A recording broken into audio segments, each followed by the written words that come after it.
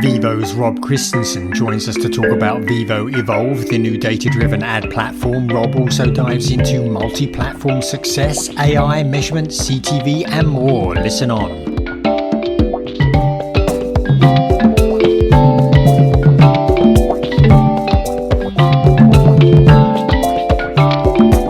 This week's edition of Inside the Stream. This is Will Richmond from Video News, and that was Colin Dixon there at the top, as always. Hey, Colin, how's everything this week? It's great. I'm excited about the fact that we have an interview with Vevo on our podcast today. I think that's going to be really interesting. But I think before we get to that, we are going to do a couple of news stories, right? We are.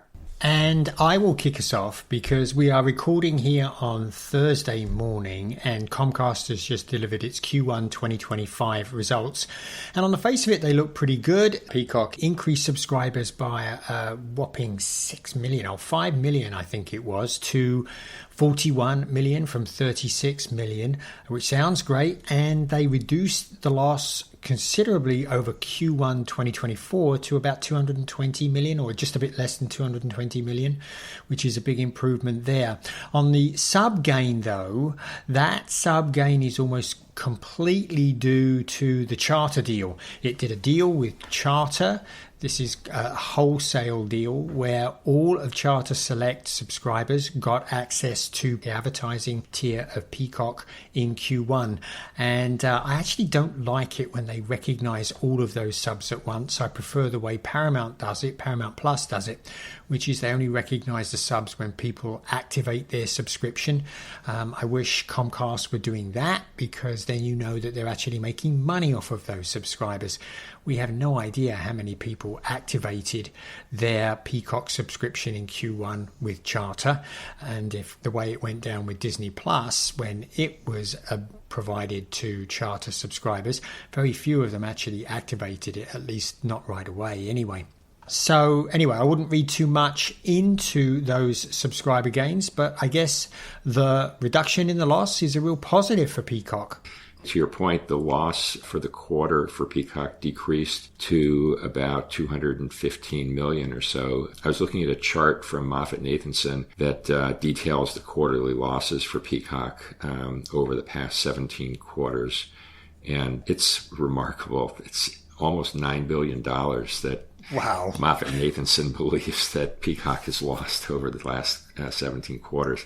Really amazing. I guess I find myself wondering, we were looking at their CFO's commentary about Peacock. He did not say that they were going to turn profitable this year. And, just looking at the chart, it seems like profitability for the year is not in 25, but who knows, there could be a profitable quarter sometime in 25. So we'll certainly keep an eye out for that. The way I tend to think about Peacock is I think it's really developing into a really solid business that they will get to profitability. So that's one thing. So I think that's going to be Peacock is going to end up being successful and profitable. However, I don't think in the long run that it's going to replace the revenue that Comcast was and NBCU were earning from the channels that they produced in the pay TV bundle. So different business. A good one, but not as profitable and not as much revenue, I think, as from their traditional television business. But what did you see? I was going to say, switching gears, celebration of sorts this week. YouTube turned 20 years old, and they had a blog post updating some of the current statistics on YouTube consumption and usage. And as we know, they are just mind-boggling. So just a few to kind of wrap our heads around. Total number of videos uploaded in the last 20 years, over 20 billion.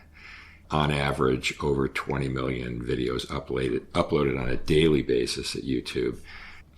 YouTube users are averaging over 100 million comments on videos on a daily basis. More than 300 music videos that are on YouTube have achieved over 1 billion views. And there's just a slew of other kind of features and things that they're updating over the next few months also that I thought were pretty interesting. Maybe the most interesting is multi-view, which we talked about before, where you can have multiple windows of different channels in YouTube TV running, which was primarily really only for sports, will be expanded to non-sports content as well. So one of the innovations coming at YouTube TV. But, YouTube is a 800-pound gorilla, and it's been just less than 20 years since Google bought YouTube for $1.6 billion. And I would say I think that's got to be the most profitable acquisition that Google ever made. Yeah, I would say so too. For me, this is just like, it's kind of mind-boggling. I remember when I first encountered YouTube, which was probably back in, 2006, 2007, looking at it and thinking, that's an interesting way of sharing videos with my family. Who would have thought that today YouTube is the most popular brand on televisions in America? Who would have thought that this is the invention of a completely new way of delivering entertainment to the television, and it's still upending that business model. I think there's more to come from this. But anyway, talking of which, our interview with Vevo is a big user of YouTube, of course, but I think it's probably time for us to get on with our interview, right? Yes. And we're pleased to have with us today Rob Christensen, who is the EVP of Global Sales at Vevo. Welcome, Rob. Thank you. Great to be here. Appreciate you guys having me. Great. So let's go ahead and get started. And actually, before you guys, Vevo just had a press release announcing Vevo Evolve. And actually, before we talk about that, because we want to drill in, I'd love to just get a little more context on Vevo itself and what the current scale and viewership looks like. For sure. Yeah. Thank you for the opportunity to do so. So, Vevo is the world's leading music video network. We were founded by Universal Music and Sony Music Entertainment back in 2009.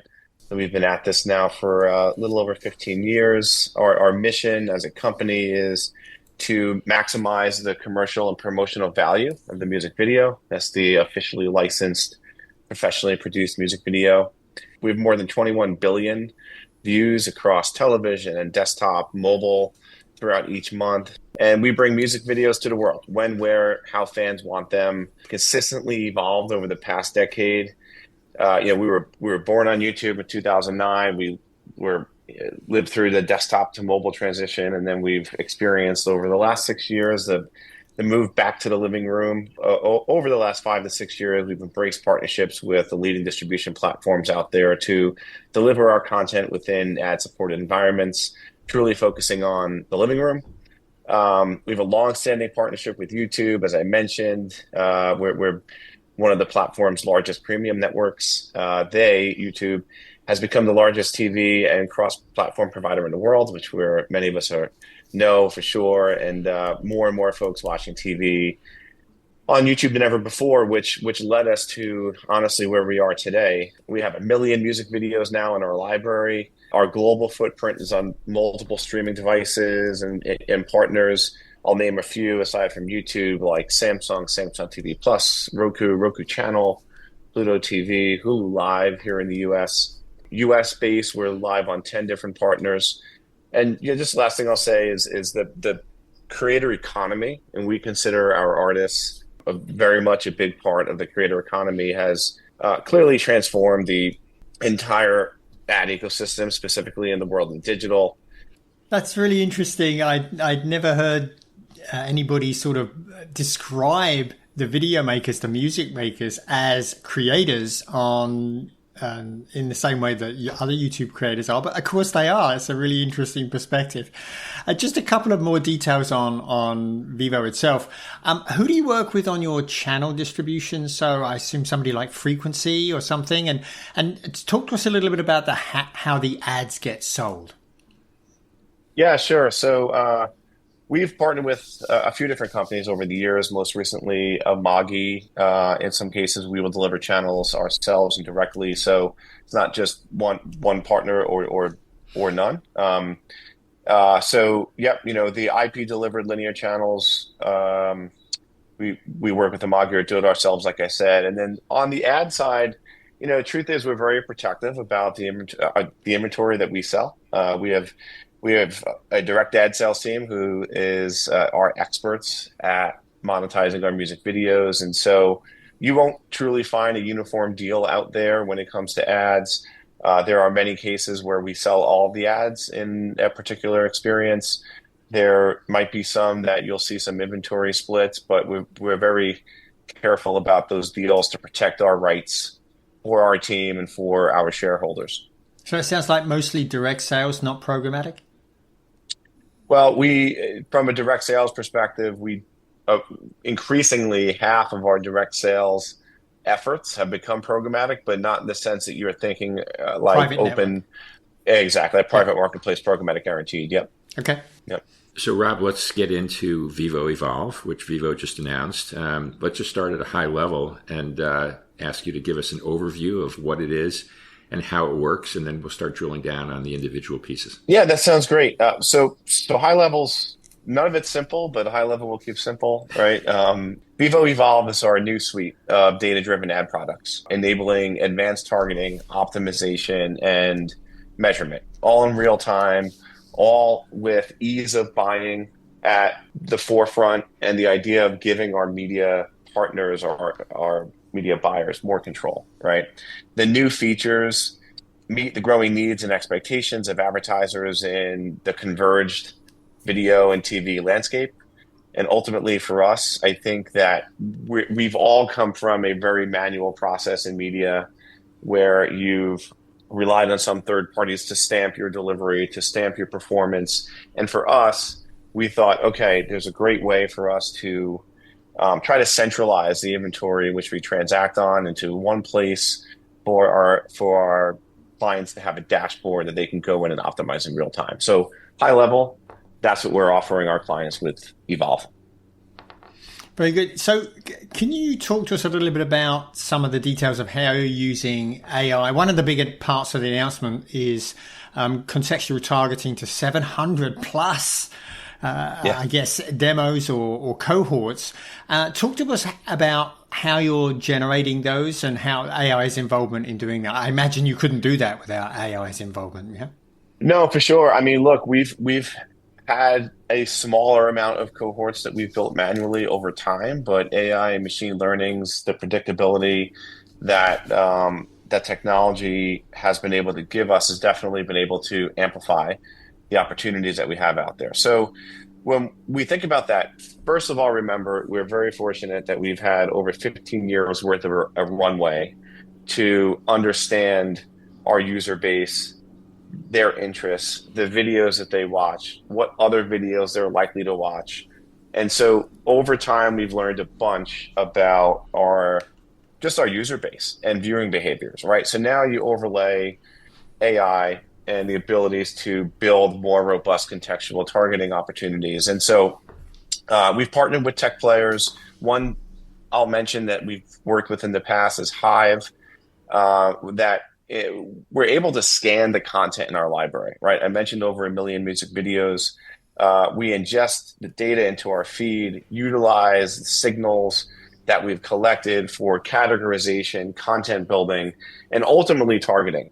This is an example, let's say we have music videos that have, a beautiful scene at the beach, and there's a brand that has a campaign that's in summertime. We can very quickly identify and better align that campaign with beach themed programming, say on one of our fast channels, and we can seamlessly integrate the ad that comes out of the video back into the video. And sometimes you're like, was that even an ad experience? I think these are the types of things that we're able to test with experiences and also efficacy, so we can leverage AI to help us define, build the right audience target, which we can then fuse onto our viewership data to help us curate programming to that specific audience. And I'll expand on that for a second. As a premium IP owner in the fast space, AI is a great tool for us to better program in real time to audiences that exist on different platforms. Not every platform has the same audience. We lean on our partners, yes, to help understand more about their audiences and their interests, but ultimately to program quickly and in real time and to optimize for performance, it's great to have these tools. And so that was a bit of a long answer, but those are the types of things that we're working on using all the data that we've collected and also infusing new technology. That sounds great, Rob. And you also mentioned at the top about the Vevo Evolve, the enhancement to reach planning. Yep. And curious to ask you if you can say more about how advertisers are thinking about reach across mobile, desktop, and CTV, and also what viewer behaviors Vevo is observing across these different platforms. Yeah, it's a great question. I think for a long time we sort of looked at each screen and opportunity as its own thing, as its own opportunity. There was mobile, desktop, there was CTV. You have different budgets and buying mechanisms for each. What we're seeing now, we can argue this, which I don't know that you want to argue it, but people out there could argue that, video is just sort of coming back together. So I think it's really important for us as a publisher and for our clients to have a better grip on reach planning and optimization as it relates to Evolve. And then I'll get over to my POV in a second. The planning tool will enable optimization, and these reach tools will also enable that, right? So we're going to allow our advertisers to incorporate reach curves across planning, buying, and measurement through every screen, right? That's the first thing. And ultimately, now the next thing to consider is that there's a lot of economic pressure, right? Number one, on how advertisers are choosing to spend their dollars. They have to be very, very cognizant and aware of the audiences that they're buying, how incremental they are, how those media dollars are performing. And so our solution helps them maximize the impact of their budget across all of our screens. And so we do exist across mobile, desktop, and CTV. The benefit of working with a premium publisher that has a network cross-screen and cross-platform, and that is holistic like we are, gives you a chance to build reach curves that are incremental across every single screen if there's tools that allow you to do that, right? So for us, having a proprietary and bespoke solution allows us to adjust campaign strategy in real time, which is super important. Used to be we had to wait for the end of campaign and say, this is how it performed, trust us. Now we can partner with our brands, look at performance in real time as behaviors change and adjust accordingly. And we're happy to give them that flexibility. What we are observing in terms of viewer behavior, which complicates things because, we do place different value in the sense of pricing, time spent, engagement on different screens at times because we don't see the same behavior across all three platforms, right? So we see longer viewing sessions on the TV screen versus mobile, for example. We see higher co-viewing metrics on a TV screen.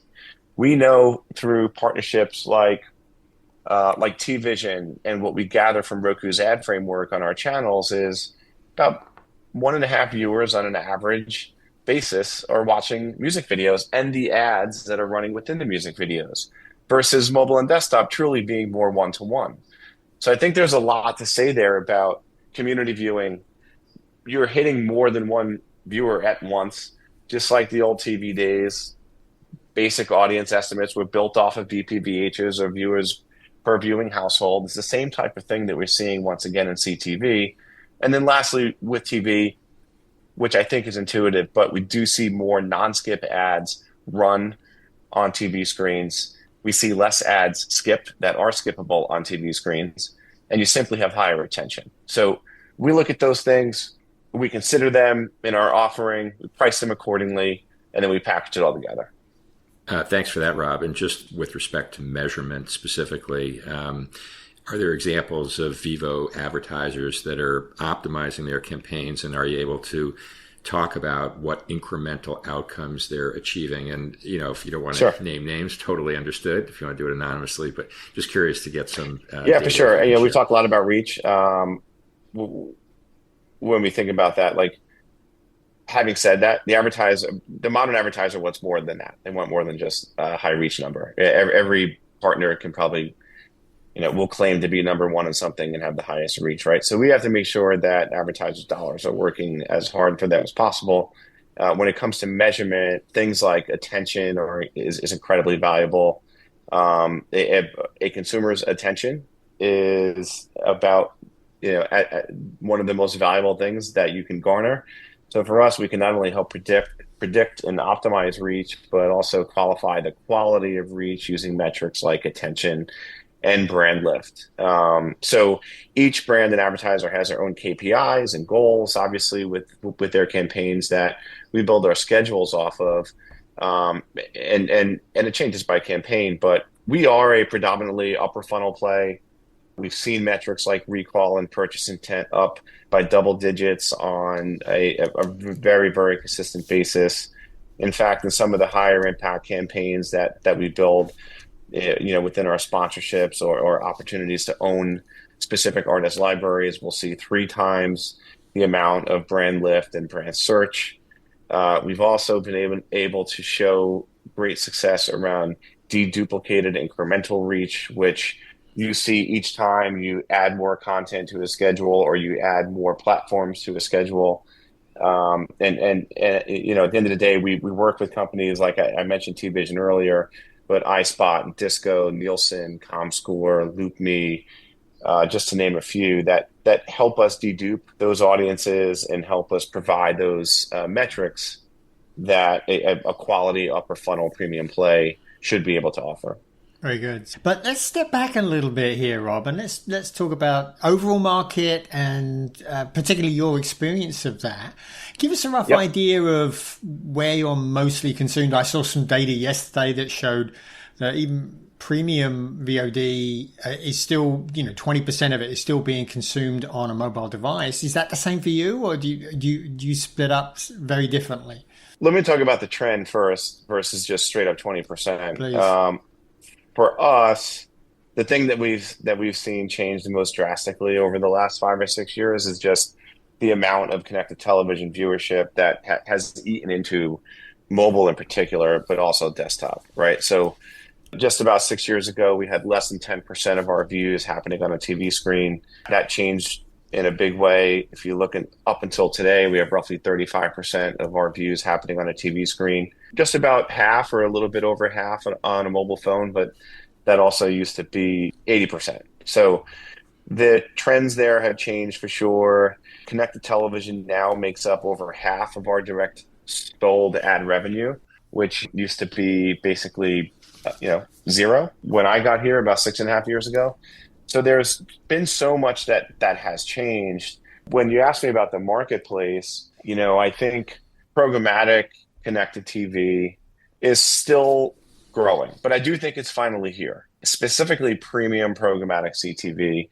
For a long time, many publishers tested the open market, or maybe they didn't. We actually have stayed away from the open market, as I mentioned at the onset, and truly focused on private marketplaces. But because of those trends and the share shifting that's happening, not just in viewership, but also through media spending, we've been investing really heavily over the past couple of years in our programmatic ad tech stack. We've actually seen, and I think this helps support the shift in market that I'm observing. We've seen triple the number of bids on our inventory over the last year, which obviously gives us a really good chance to monetize our content in the most efficient way. We used to have just a handful of programmatic partners. Now we have up to 15 just in the last year alone. And so overall, I think aside from programmatic, which might have been quite a basic answer along with AI, I think a lot of us need to truly focus on formats too. We are thinking about this, but with the proliferation of social video, vertical video on mobile, either as a revenue source and or as a promotional source to drive viewership back to long form content among a user base that maybe has never watched content in its traditional form. I have a focus group of 2 at home, an 18 and a 14-year-old.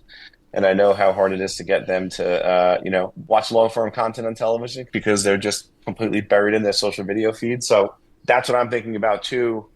And if you're reading enough of the press, you see that there's more premium content owners and IP owners that are starting to test those waters. And, I think there's a huge opportunity for future premium content distribution in those formats as well. So triple the number of bids, Rob. That's great. Thank you. Congrats to you guys. Sort of feeds into an even broader, another step back question, which is there's been, obviously a lot of talk about broader uncertainty in the economy. And just wanted to ask you if you're experiencing any of that, or how, if at all, the uncertainty is impacting Vevo? Yeah, for sure. Look, I think we're all feeling it. We're all hearing it. The market, though, if I'm being honest, for 2 years has been pretty, or more, really, probably 2+ years has been pretty short compared to the period before that time. And I don't get the sense that the market will be any less short anytime soon based on any number of things from a macroeconomic perspective, but certainly consumer confidence. We know marketers, rightfully so, will hold their cards much closer to their chest during times like that.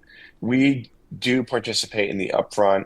We're having early upfront discussions at this point, and I take that as a good sign for early dialogue mid-April.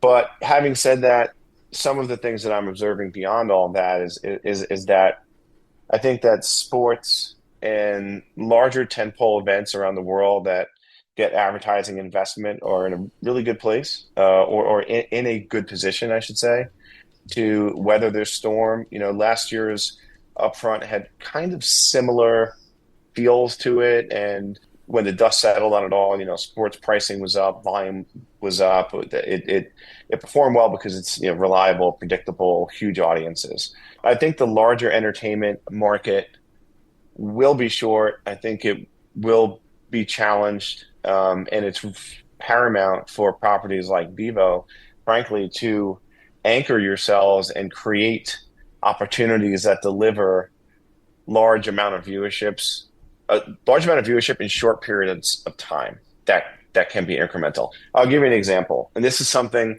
that we don't get enough credit for, but I'm going to keep saying it. The Olympics, right? Speaking of large global sports events, brands love the Olympics, as they should. Amazing games.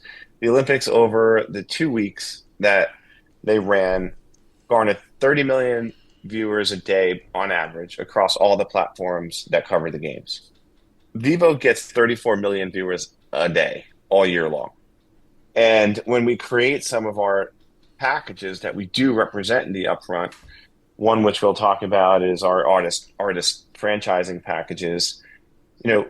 Some of our artists, the creator economy, however you want to position it, they are the biggest influencers in the world. And there are super fans that just, when new content comes out, they flock to the content and they watch that content for 72 hours. And then they watch their library, and there's a halo effect on just a continuation of that fandom. And so, long way to say that I think folks that have the IP and can organize it in a way to create those impactful moments in short windows have a really good opportunity to weather a short marketplace. Very good. So just to finish up here, last question. What's ahead for Vevo? Yeah. Well, we talked about AI. We're at the onset there, so we have to continue to build on AI. And I think, just to refer back to one of the questions you had asked earlier, we're hearing a lot about contextual in the market. We've talked about it. I do think that our ability to detect specific scenes is becoming more advanced and sophisticated. Being able to make a product be seen without a logo, I think is something really cool and seamless that many of us should be able to achieve over time. I think that we're at that point now, and then we can build on that, and ultimately marrying that content to potentially a more e-commerce experience, right? It's one of the reasons why you see TikTok or the Google ecosystem work so well, is you're just one step away from purchase, right? Retail media networks, you're one step away from purchase. So ultimately, marrying content to e-commerce experiences can just help outcomes, prove outcomes, move needles at the register. And I think that capabilities to utilize AI to scan our content by second to identify questionable scenes in our content is also huge for brand safety, because we want to eliminate those opportunities. And of course, utilizing those tools to not just enhance safety but mitigate as much waste as possible will be paramount moving forward. And so all these inputs, when we sat in rooms and started whiteboarding not only what we were going to call this suite, but the things that it needs to address are, many of the things in which I just said. Great. Well, Rob, we have covered a ton of ground here with you, and we really appreciate you joining us today. And of course, congrats on the launch of Vevo Evolve, and continuing congratulations on Vevo's success in the market. Thank you so much. We appreciate it. It was really awesome talking to you guys. I think we're going to have you back on in the near future, Rob, because I just have a ton more questions. Okay. It's such a fascinating discussion. Thanks for joining us. Of course. Great. Thanks, Rob.